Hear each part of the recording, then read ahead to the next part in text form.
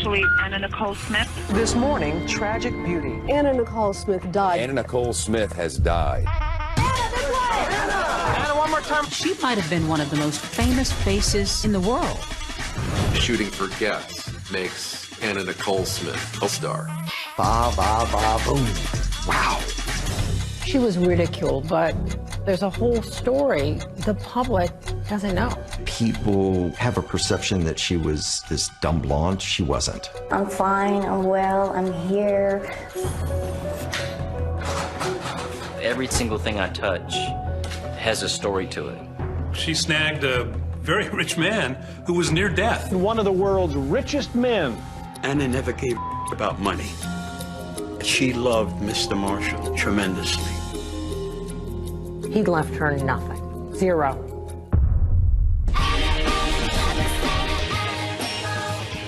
She is one hot mess, except maybe she's not that hot anymore. Make me beautiful duets. Anna Nicole Smith just gave birth to a baby girl, only to have her 20-year-old son Daniel die at her maternity bedside. And then the unimaginable happens. Anna herself dies just 5 months later. The question of why no one called 911 sooner is never fully answered. Do you know what this even is? I thought it would be important to show Danny Lynn a little bit about where her mom came from. There you are with your mommy.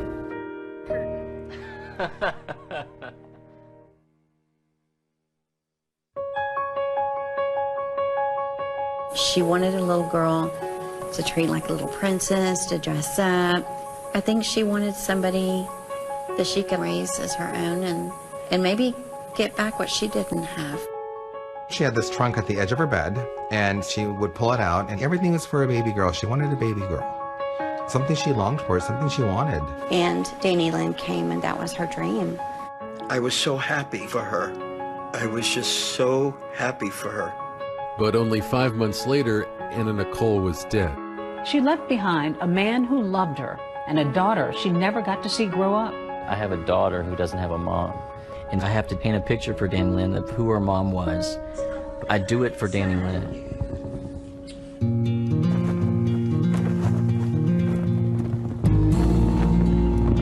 We are headed to a little town called Mahia, Texas. Danny Lynn's a teenager now, and you know, she doesn't really know a ton of things about her mom. I thought, why not go back to Anna's beginnings and kind of see where Anna got her start. It's keeping her memory alive for my daughter.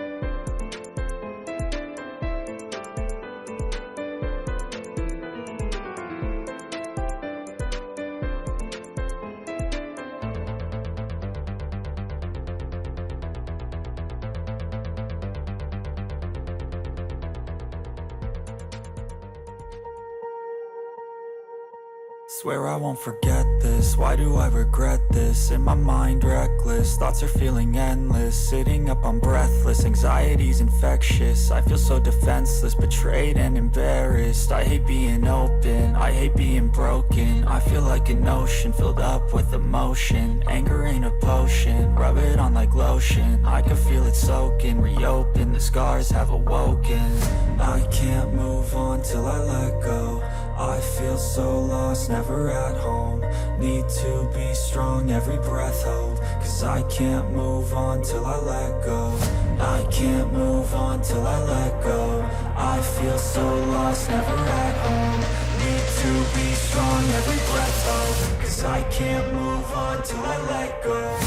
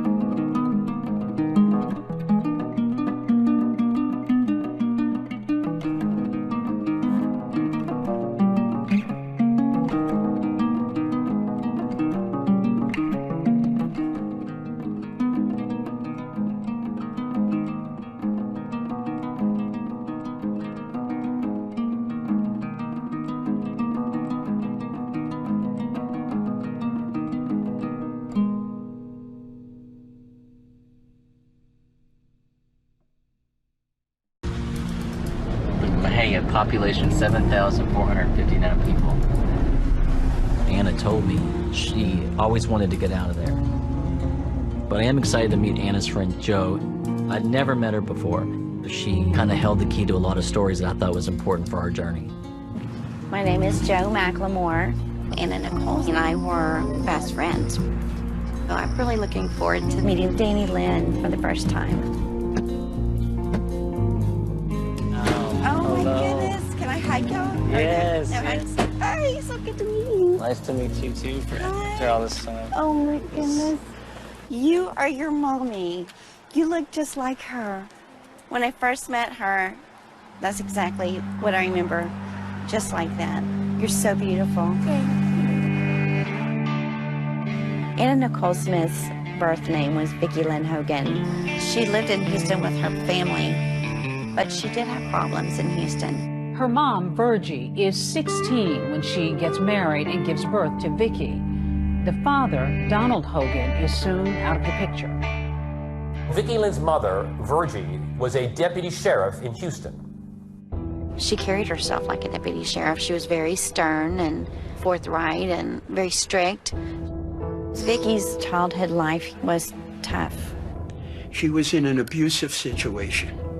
She was sexually abused and physically abused. That's what she told me, and that's what she would cry about. I wasn't there, but I believe her. She is sent to Mahia, this tiny, dusty town, to live with her Aunt Kay and her cousins. Mahia had nothing. Mahia was like being sent to the end of the world. We had nothing in Mahia. We didn't have a bowling alley. We didn't have anything. What we did is, it was called the drag. And you go up and down the street and you drink beer and you talk to people and hang out the window, hello, and things like that. That was it. This is the house where Anna Nicole lived with her aunt and her cousins. As you can tell now, it's vacant. 2-bedroom, but we made the porch into a 3-bedroom, a 3-little bedroom. She moved hoping for, a better environment for herself. When she went to school here in Mahia, she was miserable. She was having a hard time with being bullied. At that point, I think, after all she'd been through, all the struggles in her life, she was finally fed up and she said, you know what, I'm done. And she said, I'm quitting. I don't want to be here anymore. And we actually went and picked her up the day she walked out of the school, and she never went back. So this is where your mama and I used to hang out. We'd come over here after work or between, the shifts and just cruise through here. Was there anything else to do this? Yeah, there's nothing else to do here, Danny. There's no movie theaters. I mean, there wasn't Starbucks or anything. Basically, the main place to eat was Crispy's. Give me directions to Jim's Crispy Fried Chicken.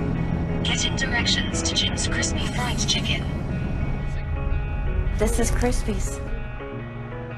You can already smell the chicken. You can smell it. You're not even opening, you can smell it. It's so great. So I was working here, and she would come in every day and she'd order a large drink, but she always looked really sad to me. Sad? Yeah, she always looked very, very sad. But when she started working here, we immediately headed off, and one of the memories I have of her is we'd sit here together and stare out the window and just watch traffic go by. She was so perfect to me, perfect face. And I would tell her, you're so, so pretty. She gets pretty sweet on the guy who runs the Fry-O-Lator, whose name is Billy Smith. And so before you know it, she and Billy Smith are an item, and not much longer, Billy Smith marries Vicki and makes her Vicki Smith.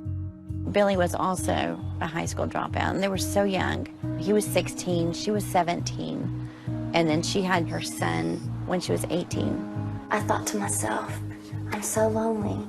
And I thought, well, if I have a baby, I'll never be lonely again. And I have my son, and I'm not lonely, and I love him, and he's great and wonderful. Her and Billy started having problems. They couldn't make things work out. So she decided, I'm leaving. She left Billy. Vicki leaves her husband and decides to move back to Houston with her mom, Virgie. She has barely a 10th grade education. She has work experience at a fried chicken restaurant, and she's now a single mom with no other apparent skills. She works a little at Walmart, and she works a little at Red Lobster, but they don't earn a ton of money. So what she does is walk into a gentleman's club and ask if she can get a job. There were a number of strip clubs near the Walmart where she worked, and one of them had a big blue and white sign that had a woman in a bikini. I would drive by the work every day, and there was this big neon sign. It was blue and white, and it had this lady in high heel shoes, and she had the bikini on, and it would flash tiptoe and back, tiptoe and back, like that. And I was like, oh, how neat. I didn't know it was topless, though. I didn't know anything about that. You must have been pretty naive. I was, trust me. Vicki may have been naive, but she was about to learn a lot very quickly.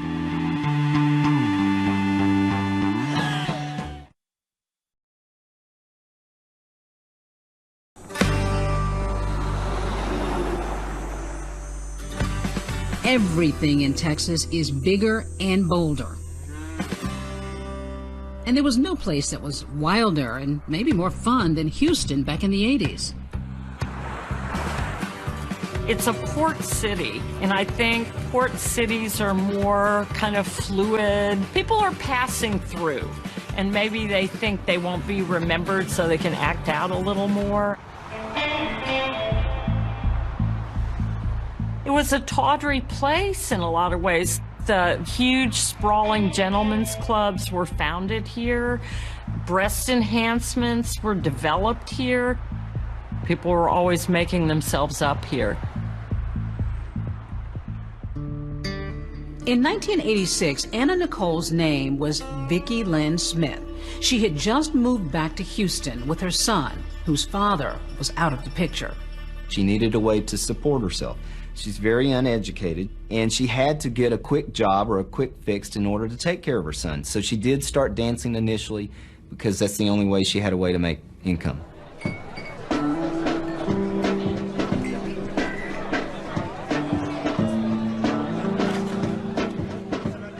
My former wife, Melissa, used to work at the executive suite in North Houston. It was a higher class gentleman's entertainment club, and she was there the day Vicki Smith walked in the door to apply for a job as a waitress and later become a dancer. First thing Melissa, my wife, noticed was that Anna was just terrified, literally terrified. I mean, she was definitely green to that kind of lifestyle. She was always tall, a large girl, and she was very self-conscious about that and very, very shy, introverted. It was tough taking my clothes off, and it was tough doing the table dances. The day that I went on to dance the first time, I ran out because I was so horrified and so ashamed of myself. But when I was driving to work, I looked down and saw all this money in and I was like, wow, and it was like $50. Like, whoa, $50. And back then, that was a lot of money for me. She was living with her friend Melissa, and her son Daniel was living with her mother, Virgie. Anna wanted him to move in with her. Her biggest fear was that Daniel would forget about her and not ever want to be with her again. Daniel was her life. She said, I am going to be the sexiest in here because I need money and I need to take care of my son. And she pulled that off very quickly. I've represented some strippers as a criminal defense attorney. They're assessing the room. They're looking for the guy who has an ability to spend. Then they have to figure out, well, which role does he want me to play? Anna developed a baby's voice when she talked to guys, and she would get in that mode, and they would just break down. They would eat that up. The irony is that when she started out, Anna Nicole was, in her own words, flat-chested. She didn't have B, C, D. She didn't have that. She had little tiny breasts. And so she begins saving money and now begins to engage in a series of breast augmentation procedures. That's when she really started making the big bucks. Men loved the fact that here was this big old Texas girl with that big old blonde Texas hair. Believe it or not, as good as she was at dancing, it was still in her mind that this was just not who I am. She never felt comfortable with it. She would just continuously say, you know, I don't know if I'm doing the right thing. I'm disrespecting myself, my mother, my child. So it's 1991, and Vicky's been dancing for 4 years when an unlikely figure is wheeled in the front door. He is J. Howard Marshall II. J. Howard Marshall is about to change Vicky's life because he is not your average 87-year-old billionaire. J. Howard Marshall comes from a prominent East Coast family. He's Yale-educated, works in the Roosevelt administration on oil projects, and eventually becomes associated with the famous Koch brothers, which turns him into a billionaire. So Marshall's second wife is stricken with Alzheimer's, and he's a very lonely man. So he then begins a 10-year relationship with a very exotic, flamboyant stripper named Lady Walker. He lavished her with flowers, love notes, diamonds. He was still married, and both he and Lady Walker agreed that it would be very wrong for them to have sex. He spent millions and millions of dollars on her over the years. But whatever their relationship was about, it didn't seem to be about sex. He felt like he was her protector. He would write her these florid, romantic notes, which she would respond to in kind. And along with giving her these florid, romantic notes, he'd give her checks, lots of them. So the relationship is very devoted, but Lady Walker suddenly dies.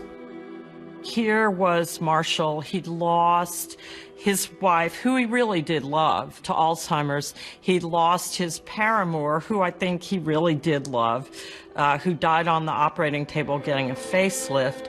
So it's October 1991, and Marshall is despondent.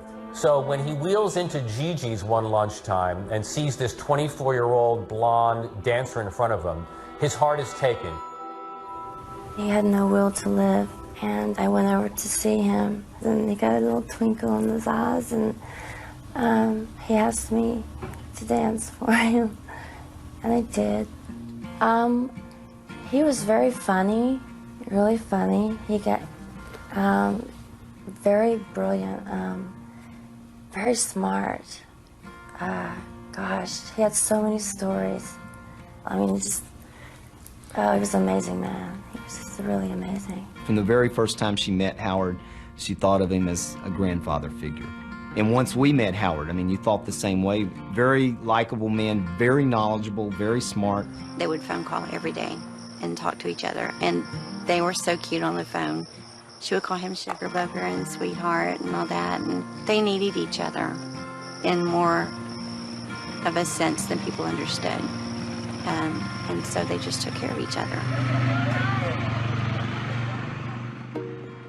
Marshall had 2 sons, and the son he was closest to was Pierce Marshall, who was this very upright, waspy, proper person. I think Anna Nicole would have just sent him screaming from the room. Pierce wants to put an end to it right away.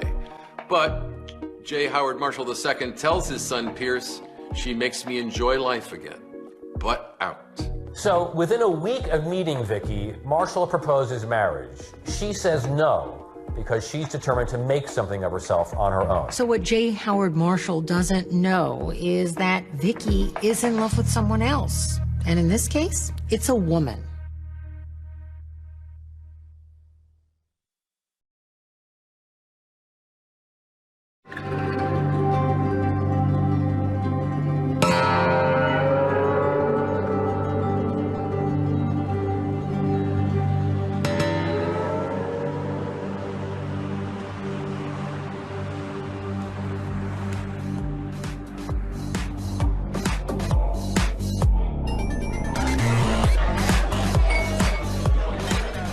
There's a game that dancers use in a club wherein they work the guy with a story, that they're together as women, and most of the time they're just playing the role, you know, to get the guy to spend his money. But that pretty quickly evolved into the real thing with Anna. So around the same time that she meets J. Howard Marshall, she meets somebody else. One day she walks into a gay club and all eyes are on Anna. But her eyes are on this woman named Sandy, who works in a store that sells garden supplies. Anna shows up at her house in a big white limousine with flowers and gifts. And their relationship got very, very serious. Anna said she loved Sandy. They had wedding rings. You know, they were going to carry on a continual relationship. She even mentioned that, you know, that was going to be her life. They lived together for a while, and it seemed like they had a very loving relationship. And she had a boyfriend, a girlfriend. It was not abnormal for Anna to have several boyfriends or girlfriends at the same time. She didn't hide it, and it didn't bother her.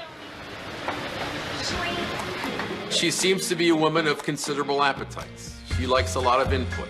She eats and drinks freely. She seems to take on a fair amount of lovers. Thanks to her time with J. Howard Marshall II, she develops a new appetite for extremely expensive jewelry. He gives Vicky jewelry, a house, a red Mercedes convertible, and breast augmentation surgery. And he buys her a ranch and Arabian horses to go with the ranch. Vicky loves animals, and she especially loves her horses. This is Rose. This is my horse.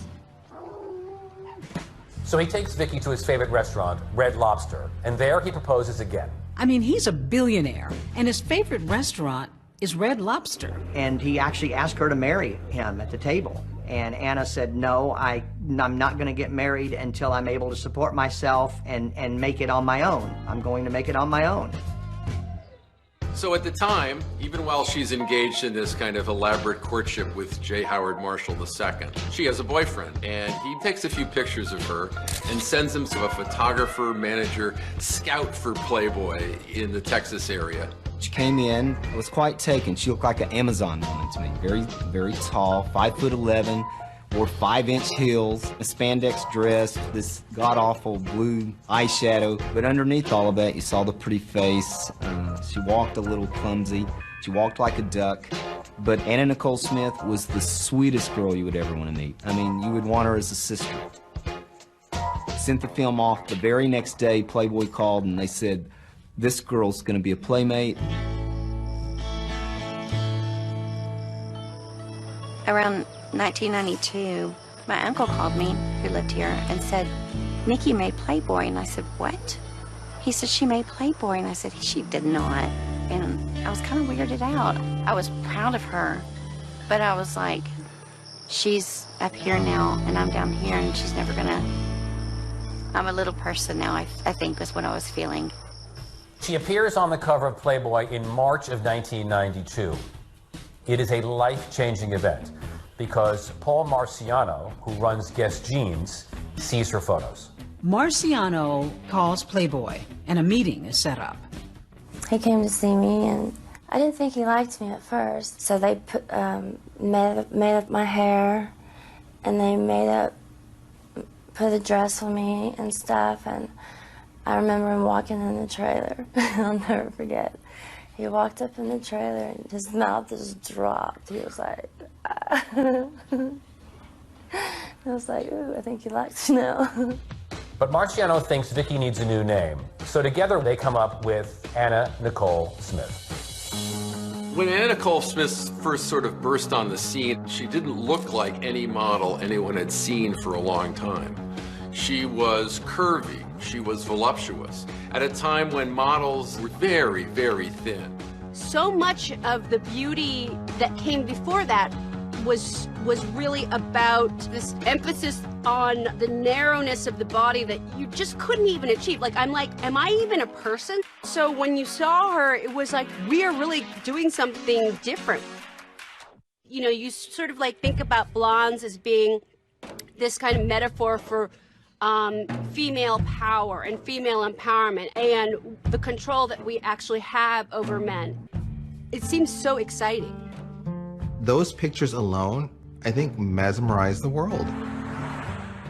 That first day shooting for Guess makes Anna Nicole Smith a worldwide star. And she's about to get everything she could have possibly dreamed of, and a lot of things that she never dreamed of that are kind of her nightmare.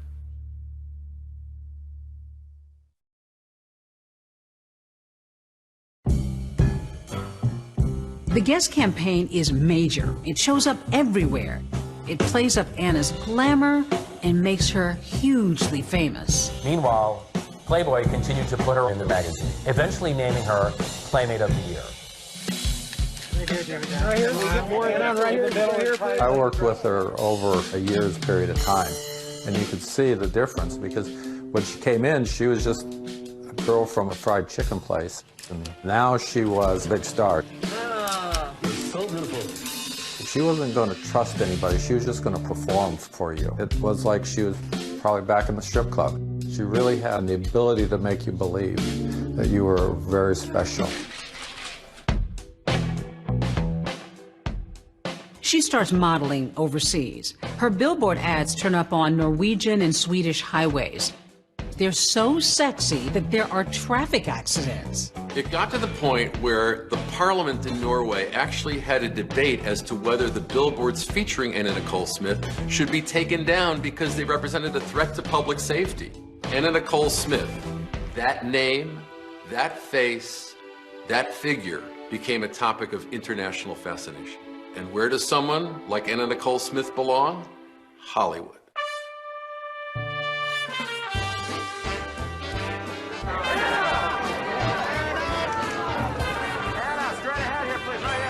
Here she is, Anna Nicole Smith.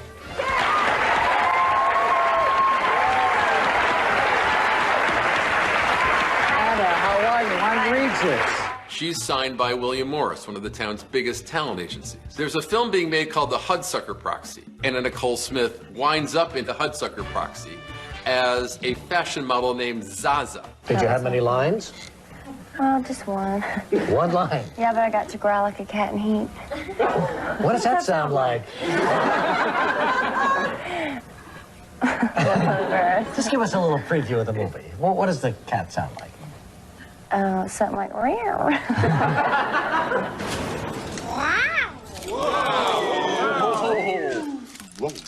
She has her first line on the screen, in which she employs her boyfriend to punch Tim Robbins. And Sid says you stole it!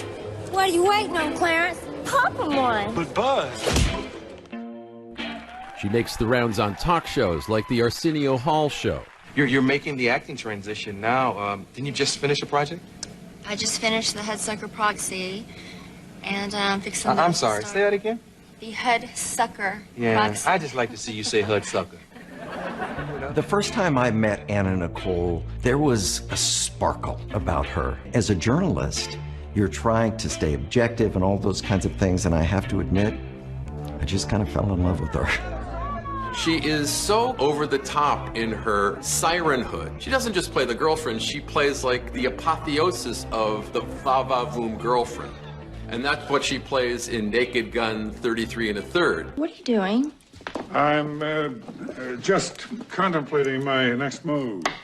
Your bishop is exposed. So Anna Nicole Smith appears in these two movies, and she acquits herself fairly well. And it looks as if she might end up being something of a 1990s version of Jane Mansfield, who was a famous sex pot from the 1950s. Her figure is kind of her calling card, but it also leads to medical problems. She was in constant pain with her back from her implants. Her back wasn't strong enough to carry them. And so the doctor started to give her pain medication. She also suffers from migraines, so she's on all kinds of pain medication. She winds up in the hospital, accidentally overdosing. Have you used drugs at all? I've never used drugs. I don't use drugs. You know, I had Vicodin and Xanax as prescription drugs that I have to take for my migraines and for insomnia. I mean, I don't consider that hard drugs. It doesn't make me high. It's just, you know, I've been taking it for years. It just helps my headaches. You were very, very pale and very sick, and you had things in your arm, needles in your arms and things. What had happened? I'm fine, I'm well, I'm here, I'm not overdosed, I'm not dead. I think they're trying to make it look like a Marilyn Monroe remake. One of the most famous stars in Hollywood history is dead at 36. Anna Nicole is a huge Marilyn Monroe fan. I hate a careless man. J. Howard Marshall even rents Marilyn Monroe's old house for her. grandma's window. When did you start loving Marilyn Monroe? I don't know, we just connect somehow. We have this special bond. It's just like, I don't know, I used to wish she was my mom. Yeah? I want to be the sex symbol. I want to be what she was. I want to do the movies she did. I want to sing. I want to dance. I want to do all that. Beautiful, beautiful, beautiful. People have a perception that she was this dumb blonde. She wasn't. Not at all. She could do anything that she wanted to do. What she decides to do after 4 years of turning down his proposals is to marry J. Howard Marshall. And they have a wedding ceremony for the ages. Her son is one of the ring bearers, along with one of his cousins. The ring is attached to a beautiful fluffy pillow. The groom is all dressed in white as he's wheeled up to the altar. 2 doves are released to symbolize the beauty of their relationship. You may now kiss the bride. She even tries to get him to stand next to her at the altar, but he's an old man. He's too frail to get out of his wheelchair. Anna Nicole Smith is 26. J. Howard Marshall is 89. And $400 million. $400 million? I'd Yes. marry him.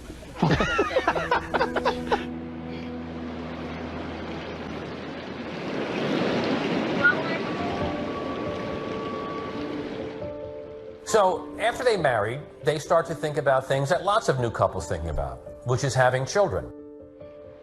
She and J. Howard Marshall consult a fertility expert, but he is 89, so that's not happening. By now, sirens are going off in Howard Marshall's son's head about what's going to happen to the money he expects to inherit when his father dies. Anna Nicole lives in Los Angeles, and J. Howard Marshall lives in Houston. And when J. Howard Marshall visits Anna in Los Angeles, Pierce hires detectives to watch them to make sure that they don't go and try to change the terms of J. Howard Marshall's will. But it was never about that. And she loved this man.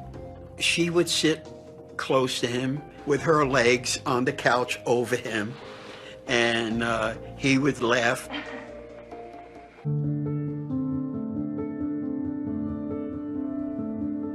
About 6 months after they got married, Mr. Marshall got very sick. We were shooting in Las Vegas, and she flew down to be with him.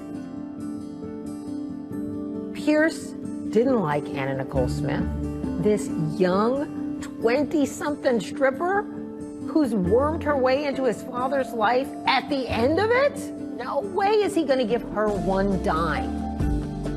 And it gets really ugly.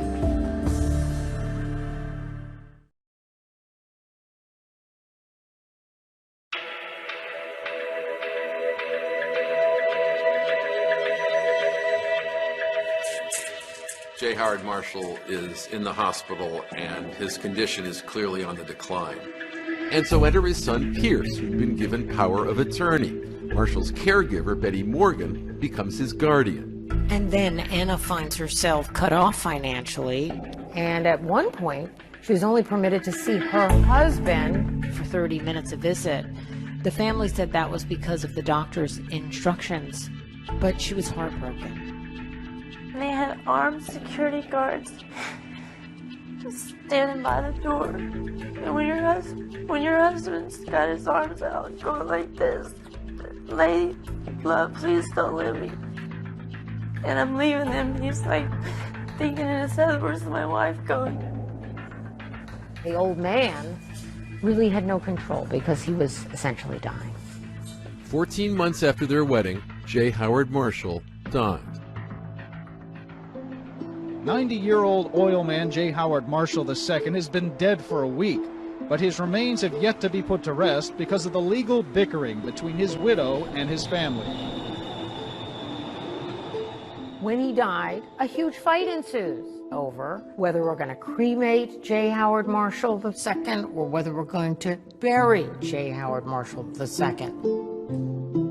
They have to go to court to settle this thing, which is pretty bizarre. And obviously the press goes wild. Anna Nicole Smith Marshall stepped off the elevator on the 5th floor into a horde of news media, who first began to sag back, and then when their quarry changed directions, it was off to the races. Anna Nicole Smith has conceded to the cremation of her deceased millionaire husband, J. Howard Marshall. She also has agreed to share a portion of the ashes with the oil baron's children. So then they have separate funerals. So at the funeral of her husband, Anna Nicole Smith is wearing the dress that she married him in, and to commemorate his passing, she sings.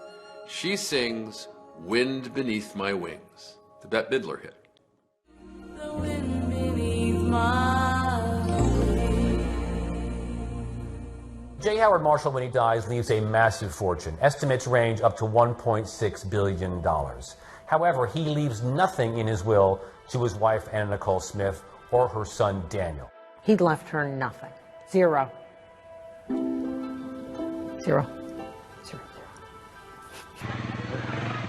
He was taking care of her. There was a suggestion, a promise, was there a contract? Clearly not. She didn't get a contract. It turns out Pierce is the main beneficiary, so Anna Nicole sues Pierce in Texas for a share of the estate. It's going to be a battle royale between the bombshell and the billionaire. I have nothing to say. Thank you very much. But it will take years before the case gets before a jury. In this journal entry, Anna writes, "Me and Daniel have no money to live on because of the press and getting no work. I miss my husband. He would just kill Pierce if he knew what was going on." You know what her favorite thing was to do? Have you ever seen a VCR tape?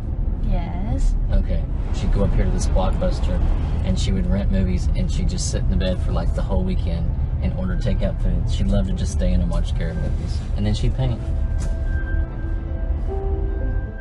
I plan to take Danny Lynn to Los Angeles because I thought it was important. Her mom lived half of her life in LA. I thought it would be great to have her sit down with Ray Martino, who shed some insight on her life prior to me meeting him. Hi, babe. How are you? Good. How are you doing? Hi, honey. Ray, what year did you meet Anna? 1995. Starting to cast my film. And we got the script to Anna. She read it. We got a call the next day and she says, "I want this part." She had a big price tag on her, but we could only afford a certain amount. The agency, William Morris, said, "Don't do this film." And she says, "I get a chance to play different characters and I don't want to always play these bimbos." In To the Limit, she plays a CIA double agent. Anna Nicole Smith shoots a lot of guys. To the Limit went straight to video. This is what I look like when I'm sober. Her dream was to be a serious actor.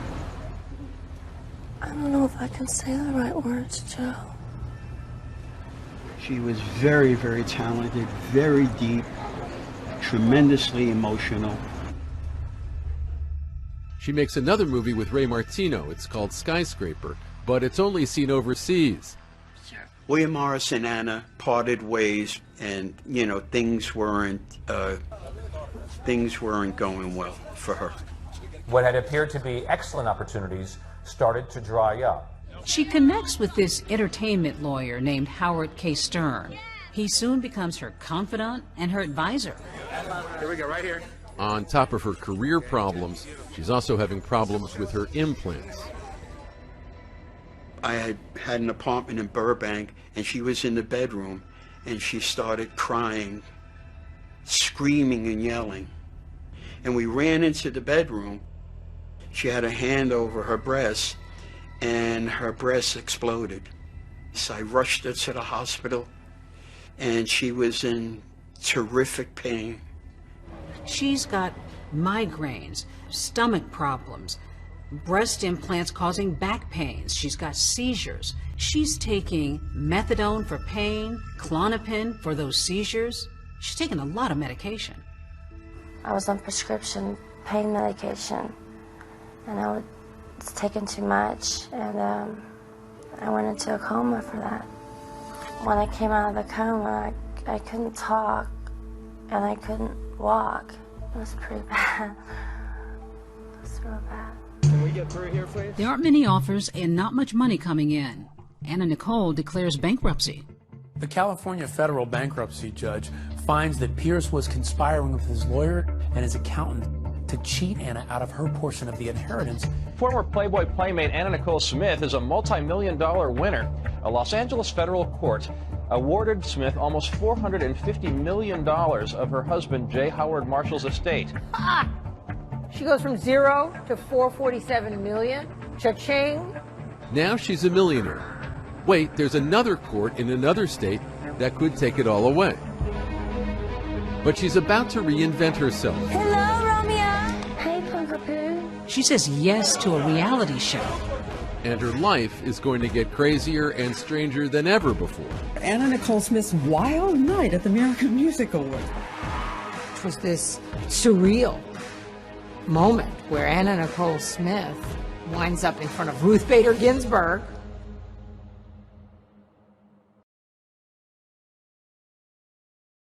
My life is like a living soap opera.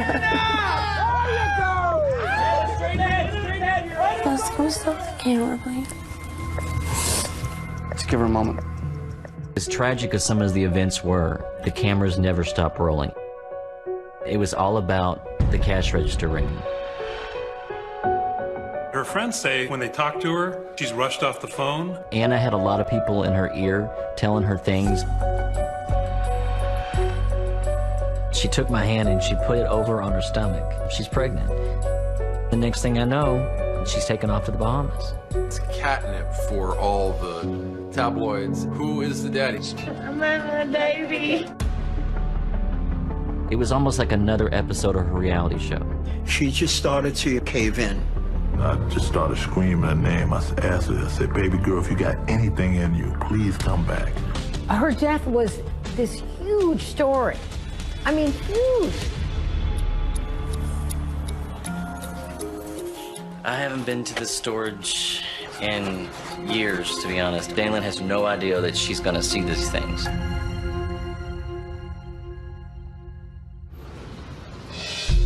Anna Nicole Smith has just won a huge chunk of her husband's estate in a court in California, but it's not over. She still has to do battle with his son in a different court in Texas, and she could lose it all. We have an exclusive interview with Anna Nicole Smith. The celebrity model is the star attraction in a Texas courtroom later this week as she fights to claim a share of her late husband's $1.6 billion estate. She calls me and she says, well, I'm doing 2020. They were going to give her a chance to set the record straight. This story will not be a good story by beating up on you. But somewhere in the course of my interview with you, I'm hoping you can tell me what it was about him that you, I suspect, truly loved. It was not his fortune that first attracted you? Oh, no, sir, not at all. What happened was he paid me enough money not to have to go back to that place I was working at. And he took care of me and my son. That must have felt good. That felt wonderful for him to love me and my son like that. He took care of me for many years. When did he begin broaching the subject of marriage with you? A week after I met him. I never was going to marry him until I got myself established. I wanted to make something of myself first before I got married. So people wouldn't think, oh, it was this, money person, and backfired anyway. You're saying being called a gold digger was your worst fear, and you did everything the other way around to make sure that would not happen? Right. And instead, what happened? It happened. Top 10 Anna Nicole Smith dating tips. Anna Nicole Smith. Number 3. To convincingly fake excitement during sex, just think about his stock portfolio. Never mind your heart. We can call an ambulance anytime. Come on, Tiger, what do you say? Yeah. What was it like when you used to see Jay Leno and Letterman savage you? After my husband passed, it was really, really hard on me. I guess they felt that, you had made it on your own, but you wanted to marry, I guess the term is sugar daddies. That wasn't true. I mean, well, here's the question. Some would say it wasn't a real marriage. You're telling me tonight, sitting across from me, It was a real marriage? Yes, can we stop the camera, please? Okay. Let's give her a moment. The media thought this was, to some degree, a detective story, like, is she a gold digger or is she not? And they were using those old kind of stereotypes to kind of, you know, rip the lid off this story. I could have married him a week after we met, or 2 weeks after we met. I could have married him years before. And I didn't. I didn't. I went out and I made something of myself. To actually see her in tears and break down and really feel what she was feeling was heartbreaking.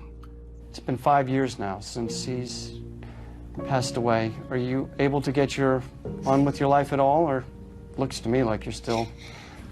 It's hard. I mean, I went through a lot. You know, people... You know, when I gained a lot of weight, people thought I was just partying, doing this and that. I mean, I'm having seizures, I'm having panic attacks, and my husband just died, and people think I don't care. They didn't for once consider that maybe this was an interesting notion of two people who they're making a transaction here are both lonely and find each other's company not only enjoyable, but have a modicum of love for one another. This is a pretty incredible story from beginning to end, isn't it?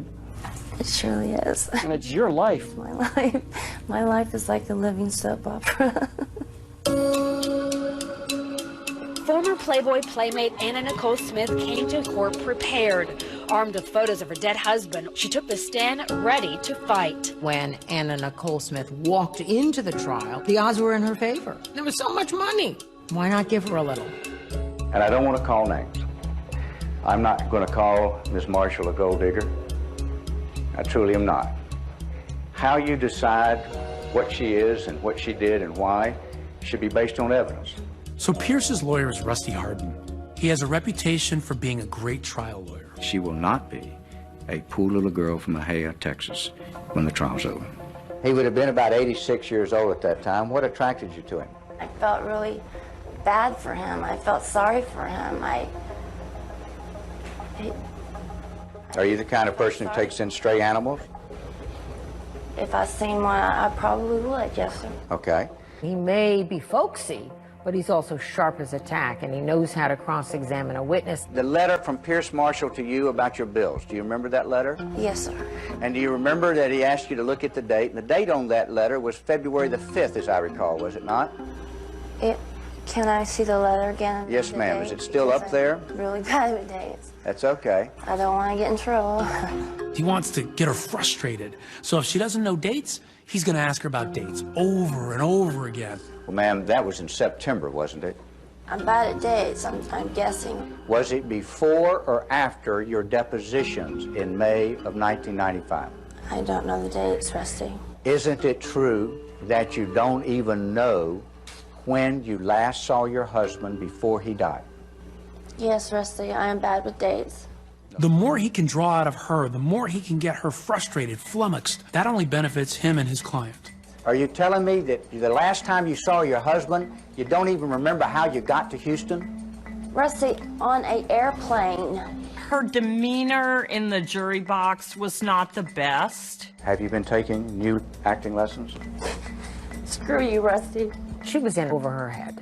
I don't think she really understood how to present herself in a courtroom setting.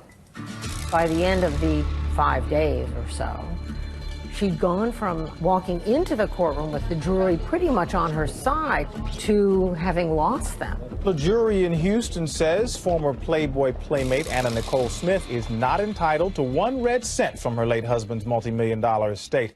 There are years of appeals and litigation ahead. And in the meantime, Anna still needs to keep working to pay the bills. So she makes a decision that could be the best or the worst career move she's ever made. Quit following me. She says yes to a reality show.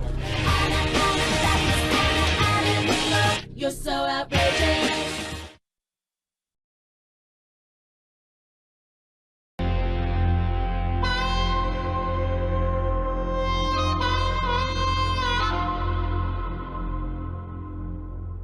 So there was two people There was Vicki Lynn Marshall, and there was Anna Nicole Smith.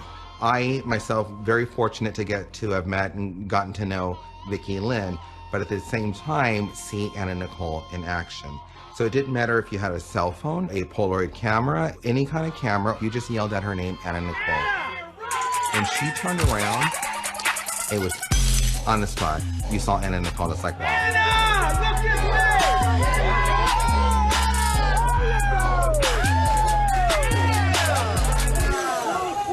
Wow. And the minute that camera left, it was a whole other person. She was back to Vicki Lynn. And how she did it, I don't know. But whatever she was doing, it was making everybody watch. In 2001, Anna is offered a show that's pretty new to television. She says yes to a reality show. 2 thumbs up. My dream house. Reality shows are really pretty much fresh baked at this point. People like the Osbournes. Rock and roll! Or people like Nick Lachey and Jessica Simpson were doing these shows, revivifying their stardom. Itty, meeny, miny, mo. Okay. So here comes Anna Nicole Smith into this brave new world of celebrity reality television. That's my son, isn't he cute? Was that who she really was? Seeing stuff. The first season was quite a rating success. The luxurious hardware is coming up right now. Whatever she did, the crazier she got, I think was her ticket. It was all part of her plan. The ratings started to plummet in the second season, and the show was canceled before the third season really got underway. And then she kind of disappeared for a little bit. She was out of the spotlight. No one really knew where she was. She makes a comeback. She gets a contract with Trim Spa, a diet pill. She drops 69 pounds. As she makes her way back on the scene, she meets the next man in her life, Larry Burkhead. The first time that I ever encountered Anna was in my hometown of Louisville, Kentucky, working as a photographer at the Kentucky Derby. So I talked to her, and we exchanged this kiss, and she's kind of getting handsy. She was really smitten over him, and she told me that. She actually said, you know, she really liked this guy. I was asked by Anna's team to photograph Anna at a kids camp, a charity event, that I got to kind of witness Anna hanging out with the kids. It was a stripped down version of this small Texas girl that I really appreciated. You know, yeah, she talked very highly about Larry. Next thing I know, I've got my bags packed and on my way out to Anna Nicole's house, moving in with her. While their relationship is kept out of the public eye, they developed an intimacy. Anna lived in the house with her son Daniel, her assistant Kim, and her attorney Howard K. Stern. He was kind of her publicist. He was kind of her agent. He was kind of the go-to person for Anna Nicole. Okay, please have quiet. Be quiet. In 2006, I met Larry, and we sat down and talked about his life with Anna Nicole. Howard Stern. Yeah. That was a problem. What kind of a problem? In my opinion, he's in love with Anna, and she's never really returned that affection towards him. He created a lot of problems for us. He would fill her head with ideas, negative thoughts about me, to where she would actually sometimes be suspicious of things. Did you see evidence of drug use and alcohol use? Did she have a problem? I saw a lot of things I didn't like, you know. Never once in my relationship with Anna did I see her do any kind of illegal drug.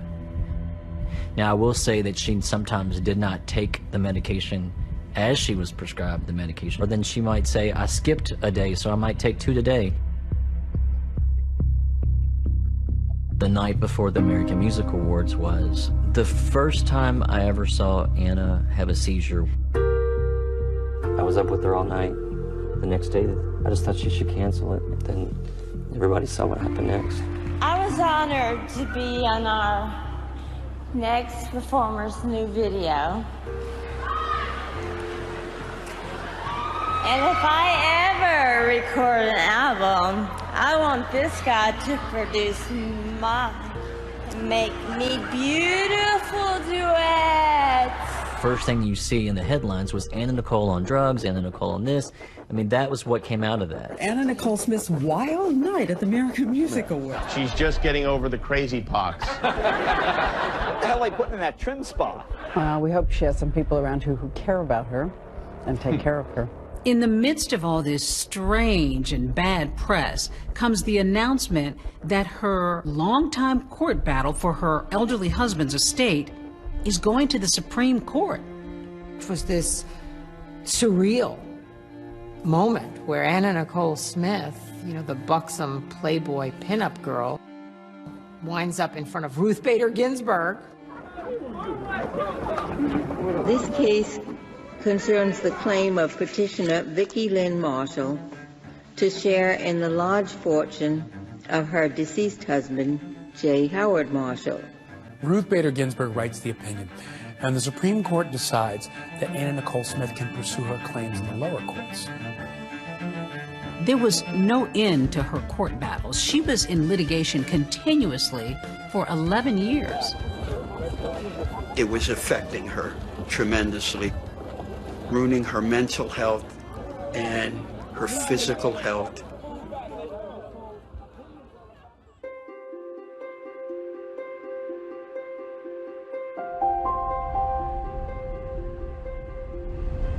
Do you remember this, just going up the street when you were a baby? When you were little? There's our old house. That was our family room window right there. There was my bedroom. They changed the gate. We both really wanted kids, and she always said that she wanted a little girl. And I remember we were laying in the bed, and she took my hand and she put it over on her stomach. She had this big glowing smile on. She brings out the pregnancy test, and she shows me that she's pregnant. And I was being a little bit vocal about medication she was taking and making sure that everything was done right. She actually told me that she was pregnant and that Larry was the father. And I don't know how it got to where it got. She was told that he was only after her money, which is a laugh, and that he was a nobody. She started changing her tone. You're not the father, leave me alone. And then the next thing I know, she's gone, she's taken off to the Bahamas.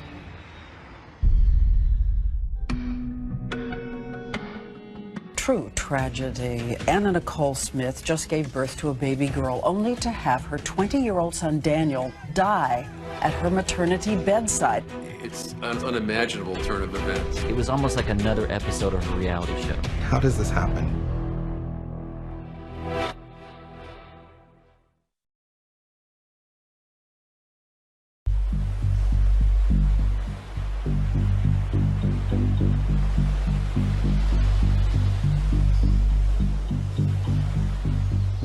Anna Nicole and Howard K. Stern have moved to the Bahamas for the last 3 months of her pregnancy. Meanwhile, her son Daniel's living in LA with Ray Martino, and he's worried about what's going on with his mother. He was not favorable to what his mother was doing, and he didn't like the people that were around her. Her friends say when they talk to her, she's rushed off the phone. So her and I would actually have communication when she was in the Bahamas. The conversations would happen in the middle of the night. And I don't know if she was doing it because she didn't want Howard to hear.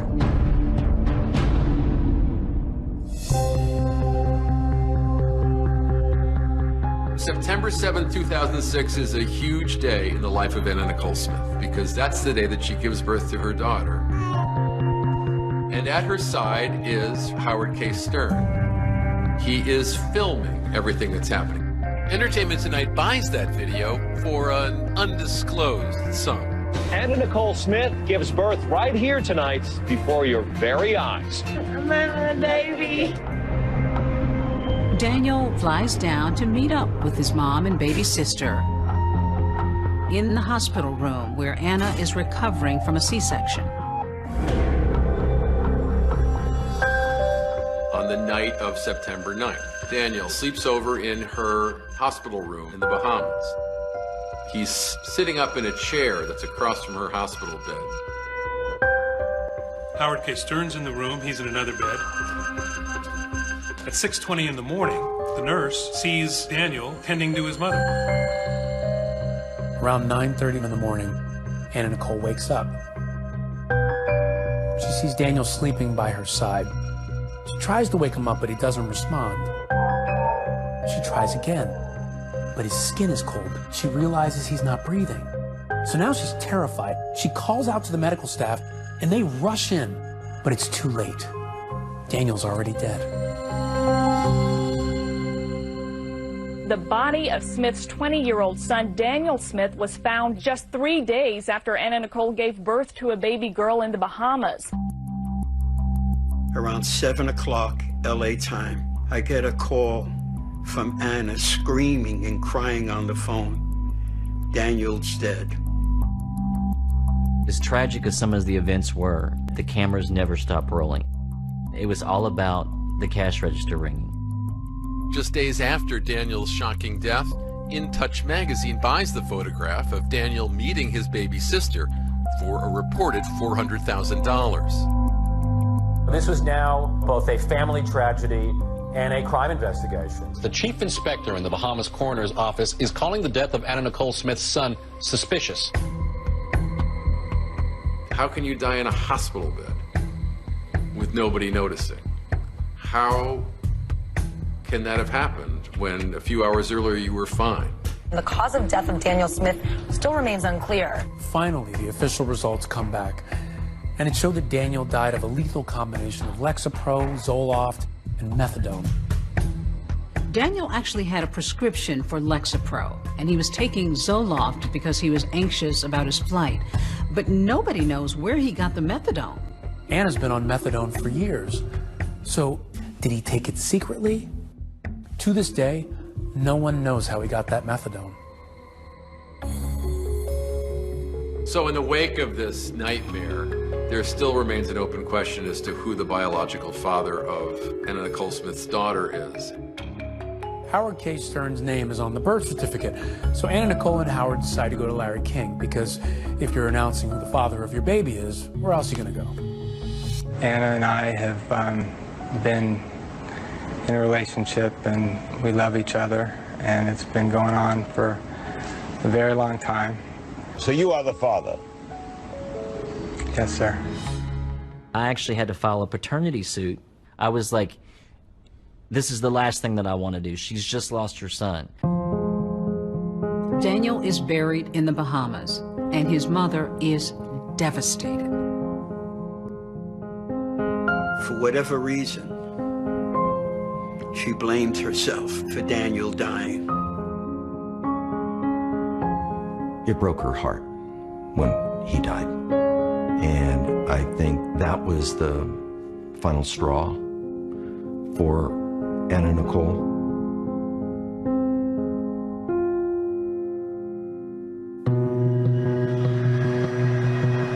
To help her through her grief, Anna's friend, Dr. Christine Eroshevich, flies down to the Bahamas.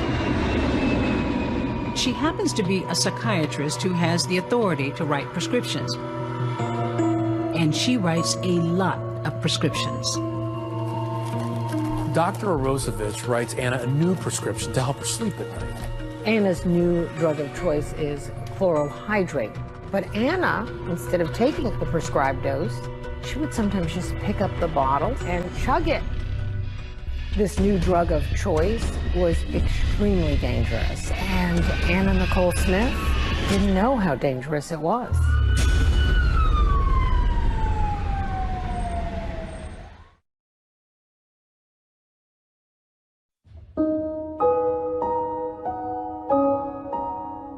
The cause of Daniel Smith's death has not yet been The chief inspector's office is calling the death of Anna Nicole Smith's son suspicious. They said when you lose a child, you always have 1 foot on earth and 1 foot in heaven. Anna Nicole is completely devastated by the loss of her son, Daniel. But there's kind of a bright spot. Bahamians have a very big heart, very friendly. So Anna had a whole support group, and that worked out really well. She befriends a local Bahamian couple, Brigitte Nevin and King Eric Gibson. He's a local musician and celebrity. We would take people out fishing. And then one day, a guy came and said, why don't you take Anna Nicole fishing? And so that's how I met Anna Nicole. And so from then on, then she decided to call King Eric Daddy and called me Mommy, and then they were just part of the family. I think she kind of looked at Brigitte kind of like a motherly type figure because she was calming and she was spiritual. She was attracted to families. Where there was a family, because she didn't have that.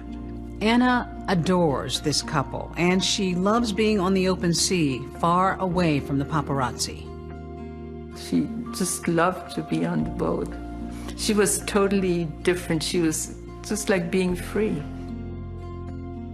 She stops talking about wanting to die and starts thinking about the future. She actually books a modeling gig and looks into buying a boat.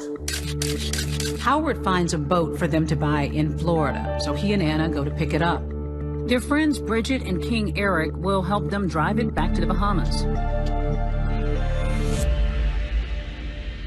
So Anna Nicole Smith leaves the Bahamas with a whole entourage, Howard K. Stern, her bodyguard, and Dr. Arosevich. They leave the baby with the nanny.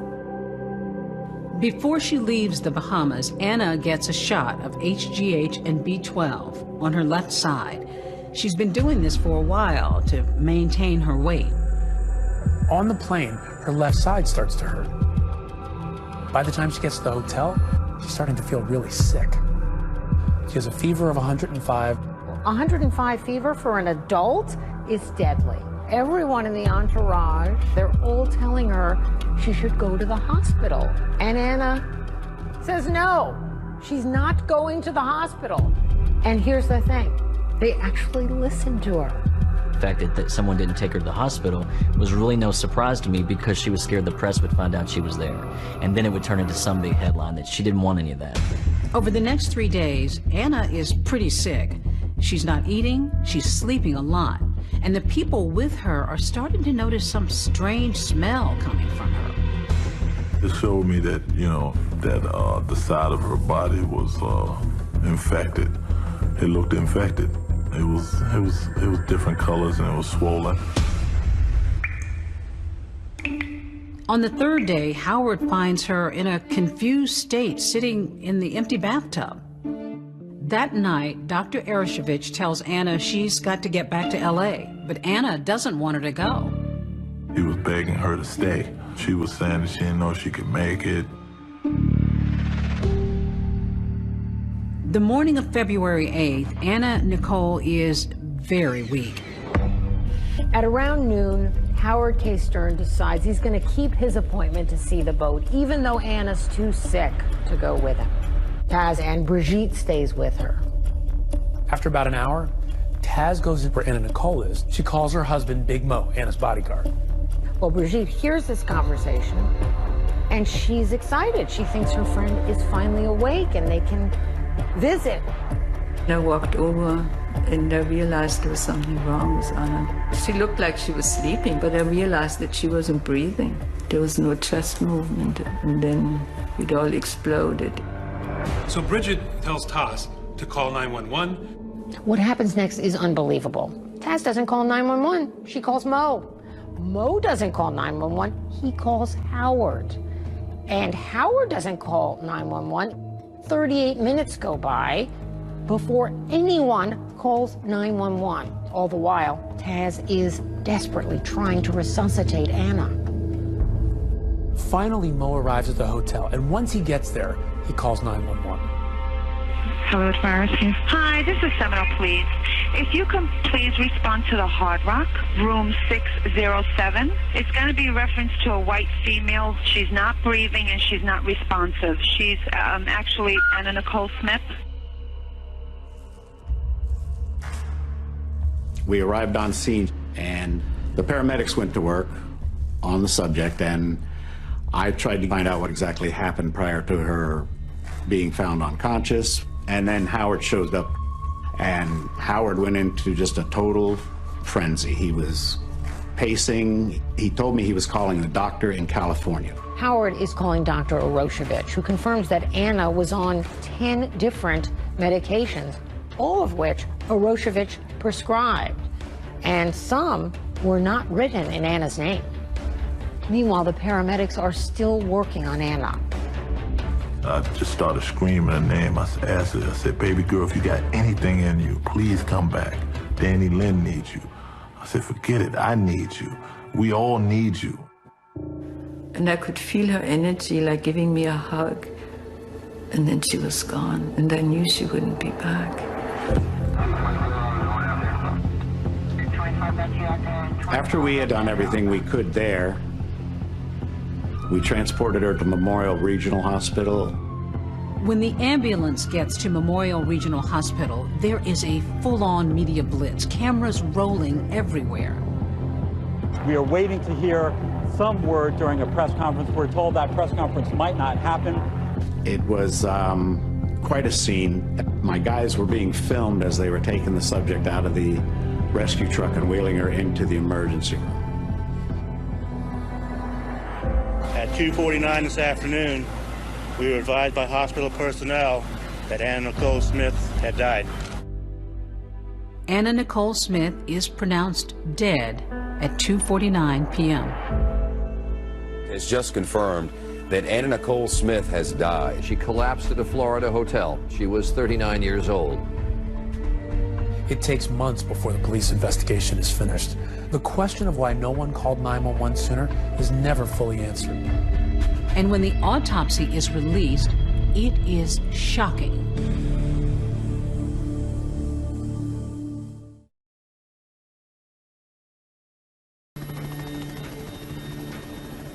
February 2007, all kinds of news is being made. Today in Iraq, another chopper down. We're going to go to that rampage in an upscale shopping mall in Salt Lake City, Utah.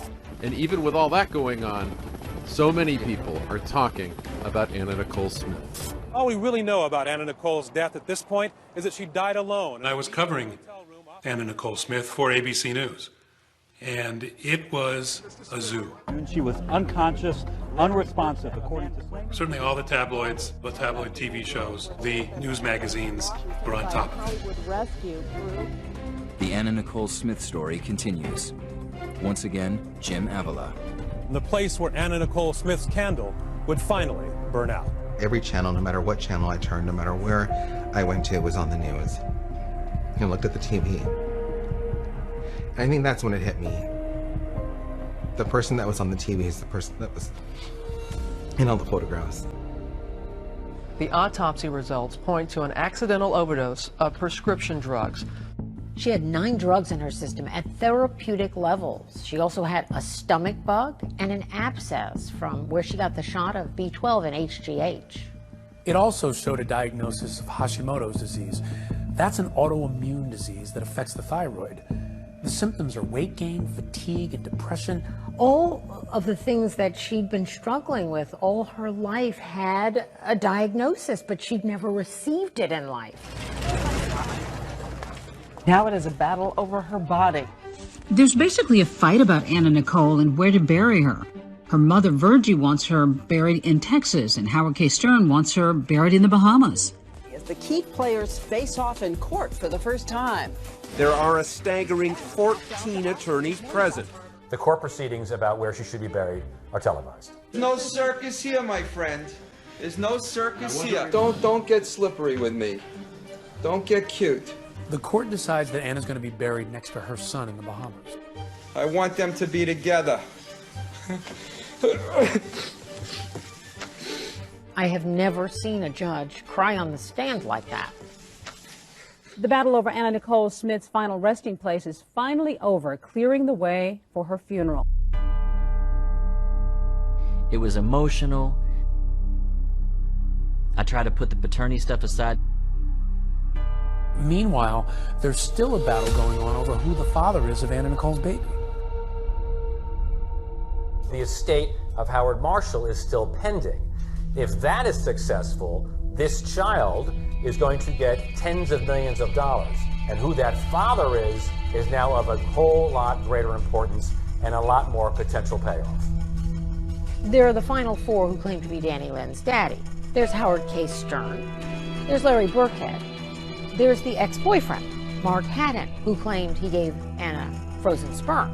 And lastly, there is Prince Frederick von Anhalt, perhaps most famous for being the fourth husband of Zsa Zsa Gabor. There are lots of people who could be the father. Could you be the father? I don't know. I mean, you know, sometimes I'm a bad boy, yeah. But only DNA will tell. There hasn't been a paternity test because Howard and the baby are in the Bahamas. And in the Bahamas, Howard is the father, period. Larry's lawyer does a bunch of legal maneuvers and eventually cracks the Bahamas system. But before Howard is forced to do anything, he relents and gets a sample of the baby's DNA. I'm in this Bahamas courtroom. I'm sitting there, Howard K. Stern's on one side, I'm on the other side. They opened the envelope and they said that Larry Burkhead is the father.